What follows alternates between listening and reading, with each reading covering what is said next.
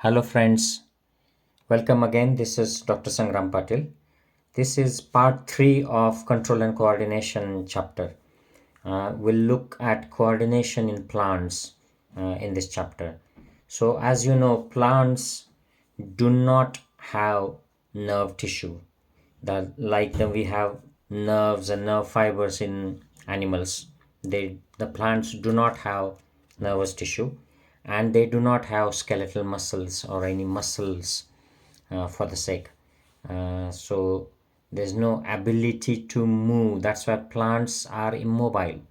But we do see certain movements, though they are not for translocation, not for going from one place to other. We see movements in the plants, and the typical example of such movements is the sensitive plant, or touch me not or tickle me plant of mimosa family, where touching the plant causes sudden change in the leaves. The leaves fold up and they drop, or they close. Okay, they fold themselves inwards when someone touches the plant. And this movement on touching, where the leaves drop and fold inward on themselves, is not related to the growth. Okay, so here is a diagram of touch me not mimosa family plant, where this is when it is not disturbed, and these are the leaflets that are closing inwards, and the leaves, they just droop basically. Okay, now second type of movement we see is when the seed actually germinates. So the root of the seed that goes down towards the earth, but the stem that comes out, okay, that grows towards the sun, into the air, away from the earth. So there is a directional movement of seedling, and this is related to the growth. So we've seen two types of movements here: growth independent movement, and this is a growth dependent movement. Okay, so we're going to see more details about the touch me not plant and its mechanism. First of all, I'll show you how the touch me not plant actually shows the movement. Okay, on touching the leaf, can you see that movement? Now see this second branch, all the leaves are closing on themselves, and then the third leaf. So when touch or any contact is made with it, the leaves will start closing. So how is that made possible? The touch is followed by movement of the leaves despite having no nervous tissue in the plant. So there is use of some chemical signals, some electrical signals, but there's no specialized proteins that we see in animal skeleton tissues. In animal skeleton tissue, we know actin and myosin, these are the specialized proteins that change the shape, and they make muscle contract, and that's how the human body or animal body moves.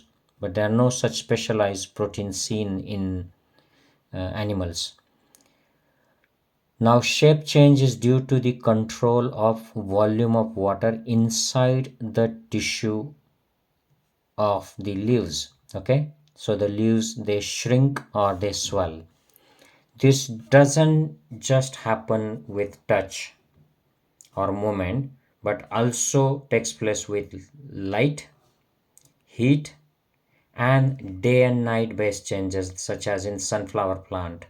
The sunflower will change its direction depending on whether it is day or night. So mechanism is when touch or contact is made with the leaves, it generates electrical stimulus from the leaves to pulvini. Now, pulvini, you might remember this part of the plant leaves. I'll show you here in this diagram. So this little swollen part here at the base of this branch or at the base of this leaflet here is called pulvinus. Okay, and this can be either swollen or it can shrink, and if it depending on its state, it will cause the movement of the leaf either to remain in natural normal position or in a closed position. So these are the leaflets. This is a cross section. That's the pulvinus, that's the swollen base of this leaflet, and this is a vascular tissue. And when the contact is made, the turgor pressure, that is the pressure that is there inside this pulvinus, okay, is high. When it is high, the plant is rigid, okay, as a healthy touch me not before stimulus. When the turgor pressure decreases as caused by external stimulus like contact, the pulvini and the leaves, they droop, they close. So turgor pressure high, the leaves are open. Turgor pressure low, the pulvini and leaves, they droop and they close. And why does such mechanism exist? So this is to avoid predators. So if a herbivore, that is the animal that feeds on grass and vegetarian stuff, if they start nibbling on mimosa plant, this touch me not plant, bending the leaves inwards and drooping would make it more difficult for the predator to tear off the leaves, and it would also serve to expose the thorns of these plants. So some of these plants will have thorns. So because the leaves droop, they close, it's difficult for the herbivores to eat them. And also if these plants have their thorns, because the lips droop down, the thorns may become more prominent. Drooping also gives the impression that the plant is dead or dying, and is therefore not as appealing as fresh plant, potentially more nutritious plant that a herbivore would be interested in. Okay, so it pretends that it's dead, so the predator might get fooled with that. Such a rapid movement helps the plant dislodge insects that may threaten certain parts of the plant. So it may just get rid of the insects because of the movements.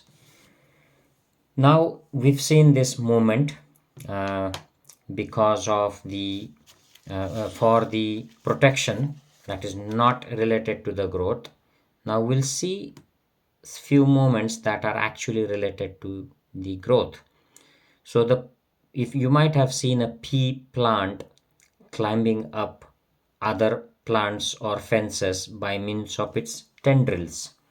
So you might remember this little spiral threads, fibers sent from the stem of the plant, of the climber plant, are called tendrils. Okay, so these tendrils are sensitive to touch. So when they contact any object of support, the part of the tendril that comes in contact with object does not grow as rapidly as the part of the tendril that is away from the object. Okay, so that the part which comes in contact with support object will grow less fast than the part that is not in contact with object.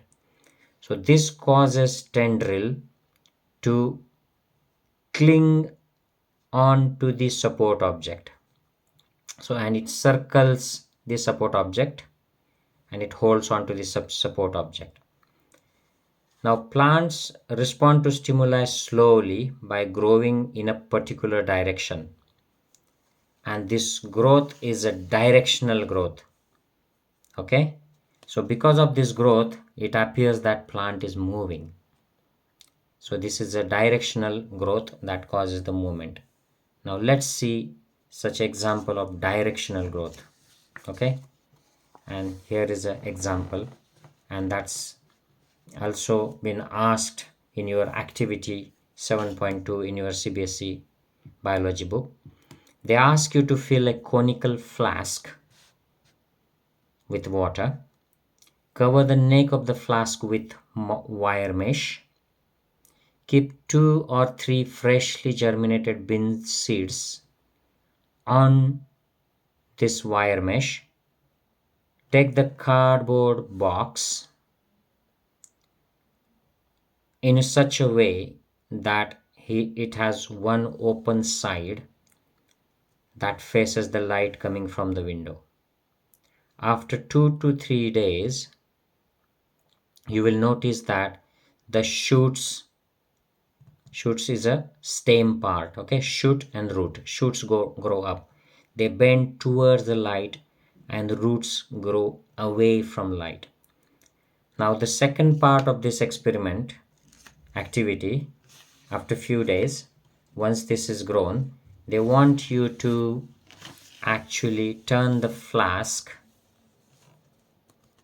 in horizontally and then observe the growth of the shoot.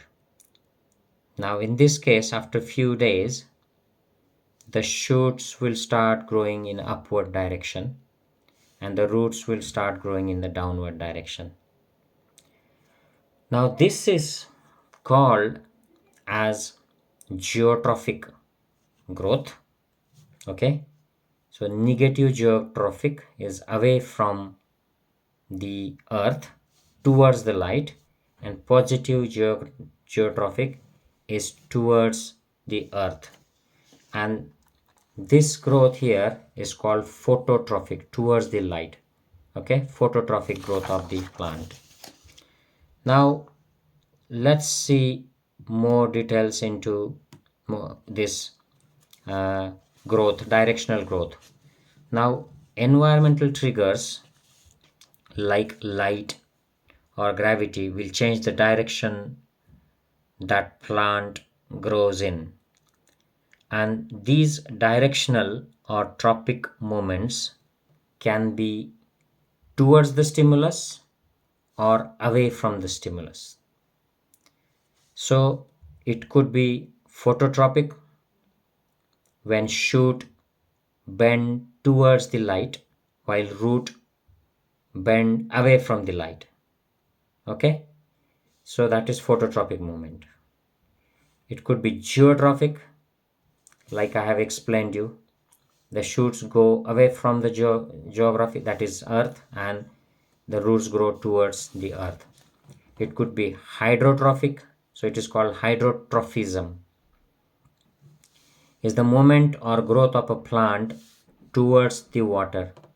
It is a type of trophism or directional growth response that is triggered by water. Plants are able to detect water through various stimuli, including changes in moisture levels and changes in water potential. So we can see the roots are growing towards the higher uh, proportion of water. So this is a directional growth in the direction of water, that is called hydrotrophism. Or there can be a chemotrophism, growth of a pollen tube towards ovules. That moment will be seen in your chapter on reproduction. Okay, so I won't take in detail here, but I'll talk about this in reproduction chapter. Now the plants show trophism in response to various stimuli. The roots always grow downwards, the shoots grow upwards away from the earth. Okay, and this is called geotrophism. We have seen that hydrotrophism, phototrophism, and chemotrophism. Now let's look at how information communication takes place in the bodies of multicellular organisms. Now, speed of the movement that takes place in the plants is variable. In a sensitive plant or touch me not plant of mimosa family, the response to touch is quite quick. I've just shown you the video. But the movement of sunflower in response to day or night is slow. And growth related movements of plants are even slower. So the speed is variable. Okay. The speed of information transmission in animals is similarly variable. So in animals, the information can be transmitted as an electrical stimulus. This is transmitted with excellent speed, but it has got its own limitations. Okay. And the limitations of this electrical stimulations are such that they have to have the nerve supply, the nerve fibers have to reach each and every tissue, each and every cell to be able to conduct the electrical stimulus. But the problem is, not every tissue or cell in the body is supplied with nervous stimulus. So there is a limitation. Second limitation is, once the electrical impulse is generated in the cell and transmitted, the cell will take some time to recover, to reset the mechanism before it can work further. It can generate electrical stimulus further. So cells cannot continuously create and transmit electrical impulses.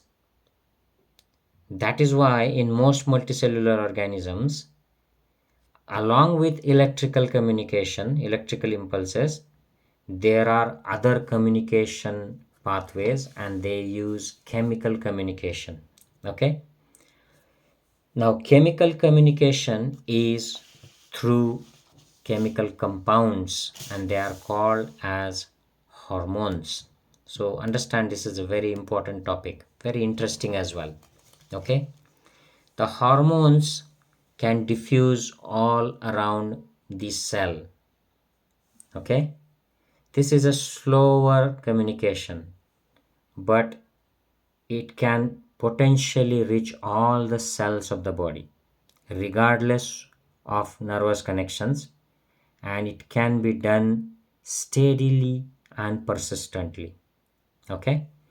So where nerve cells cannot reach, your hormones can be circulated via the circulation as well as through diffusion.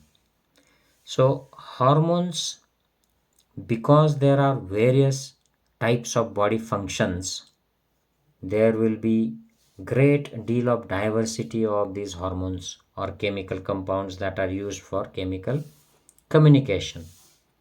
These compounds are used by multicellular organisms for control and coordination of various body functions.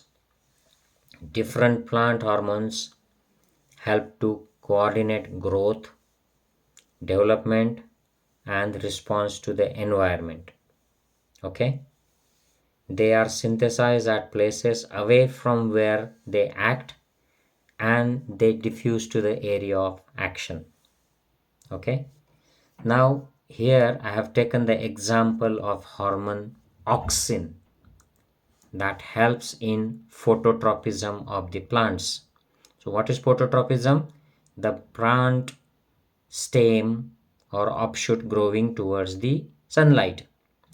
So this auxin is synthesized at the shoot tip. It helps the cells to grow longer. Okay. So if the sunlight is coming from exactly from over the head of the plant, then the cells will keep growing tall. But if sunlight is on one side of this offshoot, then the cells that are on the darker side will have action of auxin and they will grow longer. So you can see there is a cell elongation. Okay, cell elongation, and this elongation on one side will cause the plant to bend towards the sunlight. Okay, so this is auxin hormone for phototropism. Now there are other examples. You should just know the names of them, no need to know the details. That is gibberellin, okay, or gibberellin. They are gibberellins. They help in the growth of stem. Cytokinins, they promote cell division, and abscisic acid, they inhibit growth. So when the time comes when the plant growth should be stopped in certain areas, abscisic acid will be secreted and that will inhibit the growth, and it will affect the leaves, and uh, there will be a wilting of the leaves in that area, and that is because of the effect of abscissin. So these are different hormones, examples in plants. So now let us have a look at hormones in animals. So means of information transmission, we have seen there are chemical and there is electrical, and we are looking into chemical means now. So these are the chemical compounds called hormones. They are used for information transmission. Okay, now imagine an animal in a scary situation, very fearful situation, where the animal will have to either fight or it will have to protect itself and run away to save its own life. So this is called as fight or flight. Flight is running away, fight or flight reaction. So imagine a situation, okay, fight or flight. This involves complicated activities that will use great deal of energy in controlled ways. It will involve different tissues and their activities. Okay, now fighting or running, these are two different activities from each other, but both need some common preparation that can be usefully made in the body that make it easier to do either activity in near future. So body can keep itself ready to do either fighting or running away, and there is some common preparation that can be done by the body in a scary situation. So this can take place through electrical impulses via nerve cells, and second is through hormones, that is chemical communication. And in flight or fight response, the chemical that is used is adrenaline. Okay, so there is also a chemical called noradrenaline, but we mainly concentrate on adrenaline because this is more in quantity and more useful in acute stress situations, scary situations. So adrenaline, this diagram will show you how adrenaline secretion is controlled from adrenal glands. So these are the adrenal glands at the top of the kidneys. Okay, so that's adrenal gland. Adrenal gland secretion is controlled from pituitary gland via ACTH. So it's not important for you at this stage, but I'll tell you as an extra information. ACTH is adrenocorticotropic hormone. It is secreted by pituitary gland that acts on adrenal glands. Adrenal glands are situated at the top of each kidney on both sides. They are also called as suprarenal glands. Renal means kidney. Suprarenal means that are situated superior to kidney. Now, adrenal glands, they secrete adrenaline and noradrenaline. And what do adrenaline and noradrenaline do? So they work on various systems. They work on metabolism and they work on various organs in the animal and in human being. Okay, so they prepare the body for fight or flight type of situations. It is secreted into the blood and it is carried to different organs, different parts of the body, including the heart. Okay, so that's the heart, that's the gastrointestinal tract, blood vessels, eyes, metabolic control, such as they increase blood sugar level, they act on liver to convert glucagon into the glucose, so more glucose is available for the animal, and they act on bronchioles, our airways, and they cause dilatation of the airways, so body is prepared to take more oxygen, more efficient breathing in fight or flight type of situations. So they have various effects. Okay, I'll show you these effects again in this slide. So major physiological effects of adrenaline on the heart. Adrenaline interacts with beta receptors to increase heart rate and increase force of myocardial contraction, that is heart contraction. So it increases the rate and increases the force of contraction of heart. On the blood vessels, the adrenaline causes vasoconstriction in skin and gastrointestinal tract, but it causes vasodilatation in the muscles, in the coronary, that is heart blood vessels, and in hepatic, that is liver blood vessels. So it has got different effect on the blood vessels in different places. So skin and gastrointestinal tract do not need blood in fight or flight type of situation, but muscles, heart, and liver, they need more blood, so it causes uh, different actions in different vessels. Respiratory tract, increased respiratory rate and bronchodilation because of the adrenaline. Now, in gastrointestinal tract, we have already seen it causes vasodilatation, vasoconstriction in gastrointestinal tract, and vasodilatation in hepatic tract. But it also causes reduced digestion. So people might feel like vomiting. They might vomit. There is delayed digestion, increased breakdown of glycogen to glucose because glucose is needed in that situation. In central nervous system, adrenaline causes activation of sympathetic autonomic nervous system. Okay, so these are the effects of adrenaline on various systems in a scary situation, that is acute stress situation. And the organs on which they act, they are called target organs. Okay, so heart rate increases, breathing increases, blood sugar increases, the digestion reduces, skin blood supply reduces, the skeletal muscle blood supply increases, and the body or the animal is ready for fight or flight in the acute stress situation. So that's how endocrine system contributes to the control and coordination of the body actions.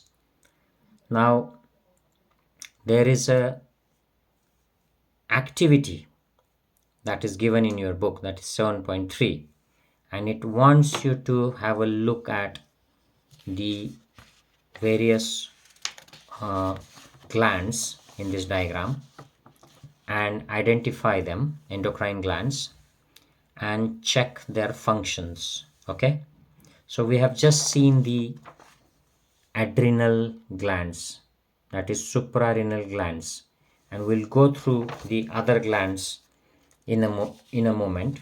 Let me first take you through this difference in the growth between plants and animals.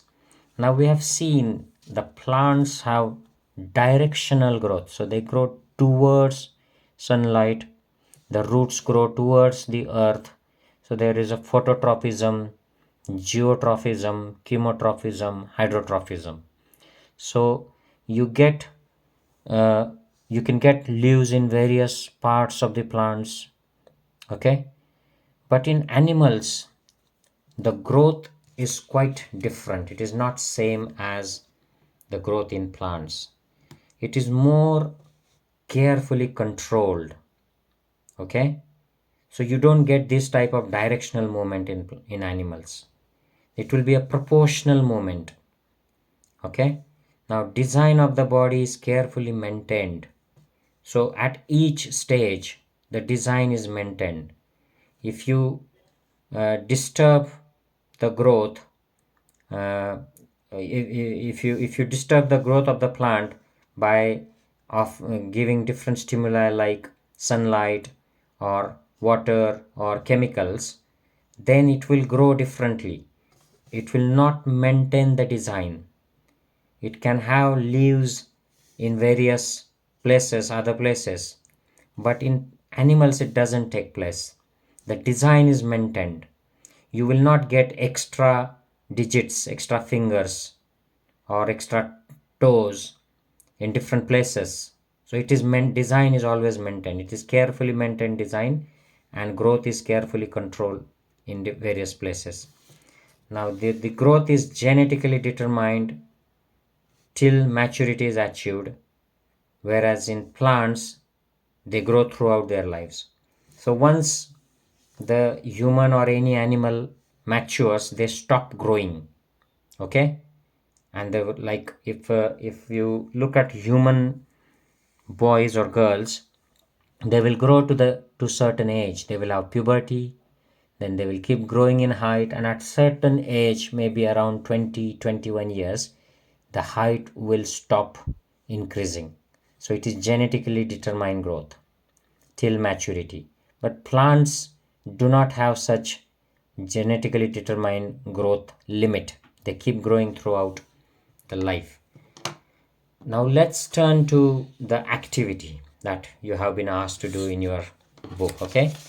So that's the activity. They want you to identify different glands, the endocrine glands, and find out their functions. Now, uh, if you look at these glands, the important glands here are adrenal gland, that is suprarenal gland, thyroid gland, pituitary gland, okay, pancreas, testes, ovaries in female, okay. These are the important one. There are other glands as well. They are also important, but not for your stage. You don't need to remember them in too many details, such as pineal gland, hypothalamus, parathyroid gland. These are and thymus. These are other glands, endocrine organs, but you don't need to remember them in great details, okay. So we'll go through few of them and find out what their functions are. So pineal glands, you can see they are situated in the brain, in the cranium, okay. They secrete melatonin, and melatonin has got various target organs. It functions as a biological clock, okay, very important for your sleep wakefulness cycle. Other hormones, they come from pituitary gland. The pituitary gland is again located inside the cranium. It's a part of the brain. It secretes FSH, LH, ADH, growth hormone, oxytocin, and prolactin. Okay, so the target organs for these hormones FSH, LH We will see this in reproductive system chapter. They work on ovaries and they are important for female reproductive cycle, menstrual system. Okay, both. ADH, antidiuretic hormone, works on kidney and it is important in osmoregulation. Okay, now growth hormone works on various organs along with uterus and other organs. It works on almost every part of the body, is important in growth and division. Oxytocin works on breast tissue. It also works on uterus and it is important in birth contractions as well as milk production. Okay. Prolactin is important in breast tissue and many other tissues and important in milk production. Okay, so you can see various hormones from pituitary gland. I don't think you need great details of these hormones for your 10th level, but you will need them for your entrance exams in future. So just remember, there is a pineal gland in the brain, there is a pituitary gland in the brain, there are thyroid and parathyroid gland in the neck. So two in the brain, important ones. There is hypothalamus as well, but two glands, these are pineal and pituitary. Thyroid and parathyroid in the neck, thymus in the chest. Okay, so let's go to thyroid. Thyroid produces thyroxine. Okay, and that works on the liver as well as many tissues in the body, almost every tissue in the body, and it controls the metabolism. Thyroid. Okay, we'll see little bit details of this thyroid now. Thyroxine. So thyroid gland is located in the front of the neck, in front of the trachea, that is our airway. Okay, thyroid gland. It has got two lobes, right lobe, left lobe. It produces thyroxine. Okay, so thyroxine, that is thyroid hormone. Thyroid hormone can be T3 or T4. It also produces calcitonin that has important role in bone and kidney function. But thyroid hormones, they have important role in metabolism, in heart function, in digestion, in brain and nervous tissue, in bone health, and in muscle contraction. Okay, and calcitonin that is produced by thyroid gland works on parathyroid gland. It works in the renal system and it has a role in bone health as well. So that's about thyroid. Thyroid metabolism helps in the metabolism of proteins, fats, and carbohydrates. Iodine is needed for thyroxine synthesis. So if you don't have enough iodine, you can get enlargement of the thyroid gland, that is called as goiter. Okay, so goiter is a enlargement of the thyroid gland, and it happens in iodine deficiency. So thyroid gland, normally it will be like this, two lobes, but in goiter it will be enlarged. Okay, so this needs to be removed, this needs to be treated medically or surgically. Now next hormone which I talked in the pituitary gland, that's growth hormone. Okay, so let's talk about growth hormone. It is useful in the growth and division. If you have less growth hormone, then the animal or human being do not develop very well, and that is called as dwarfism. So less than the normal height, less than the normal size is called dwarfism. If you have excessive growth hormone, the condition is called gigantism. So you have very tall, abnormal person who is extremely tall and has got big hands, big face, big skull, big jaw, and everything is big. So growth hormone that comes from pituitary gland is important in balanced growth and cell division. Okay. Now the next hormones here are, I'll talk about pancreas in the end. Let's go on to, we've talked about adrenals. Okay. We talk about ovaries and testes. So ovaries secrete estrogen and progesterone in females. They work on uterus, they work on breast tissue and various other tissues in the body. They're important in sexual function, menstrual cycle. Testes secrete testosterone. They also work on various organs in the body, including the muscles, and they have important role in male reproductive function and male characteristics. Now, at the age between 10 to 12, it can be variable in different people. There is a secretion of testosterone, increased secretion of testosterone in the boys, and estrogen and progesterone in the girls. That gives rise to changes in the body that are called as puberty. I'm sure you have heard this word, puberty. And when you go through this age between 10 to 12, 10 to 14, you go through puberty. Now that diagram shows more details of how testosterone in males and estrogen and progesterone in females are controlled. So they are controlled from hypothalamus. Hypothalamus secretes GnRH, gonadotropin releasing hormone, that works on pituitary. The pituitary secretes LH, FSH, that works on the gonads. In males, it produces testosterone. In females, it produces estrogen and progesterone. So that's how the secretion of male and female sexual or reproductive hormones is controlled. Now, the last bit we'll take from this glands is pancreas. It's a very important organ. It's an endocrine organ. It secretes hormones called insulin and glucagon.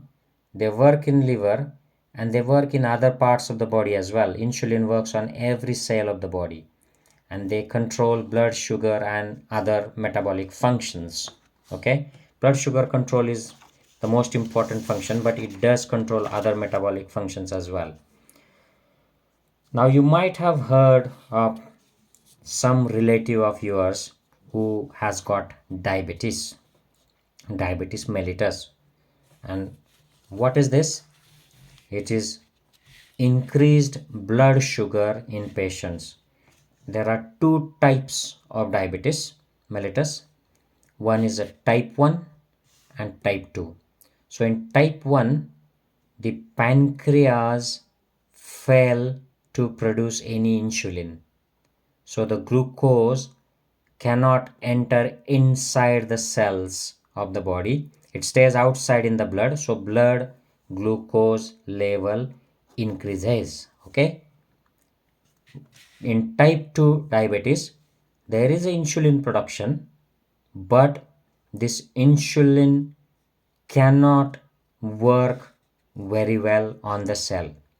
So it normally the insulin helps the cells to take the glucose in.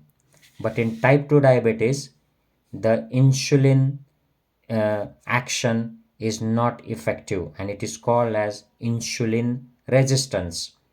So glucose stays outside and there is increased blood sugar level and it is called type 2 diabetes. So type 1, absence of insulin. Type 2, resistance to the action of insulin. Now last part of this talk is hormone feedback mechanism. How is hormone secretion controlled by the body? So feedback, what is feedback mechanism? So feedback mechanism is explained in this diagram. Now have a look at this diagram. There is a control center that releases hormones. They act on effector. The effector further releases hormones. and they produce results.